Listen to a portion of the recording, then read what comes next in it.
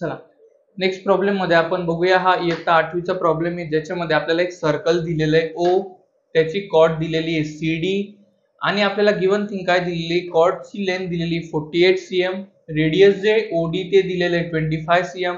आपल्याला फाइंड करायचंय सेंटर पासून ते कॉर्ड पर्यंतचं डिस्टन्स म्हणजे OP डिस्टन्स आपल्याला फाइंड करायचंय. तर या ठिकाणी सगळ्यात पहिले आपण गिवन थिंग लिहिल्या OD इक्वल टू 25, CD इक्वल टू 48 cm. आफ्टर दॅट आपल्याला लेंथ ऑफ पहिले PD काढावं लागेल कारण की राईट अँगल तयार होईल. लेंथ ऑफ PD काय येईल, पूर्ण CD च्या हाफ येईल, 1/2 into length of CD. 1/2 into 48 आहे, आला आपलं 24 cm.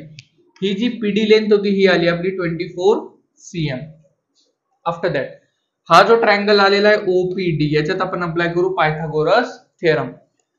Hypotenuse square base square plus height square, OD square equal to PD square plus OP square. Value put केल्या, OD ची व्हॅल्यू 25, PD ची value 24, OP as it is.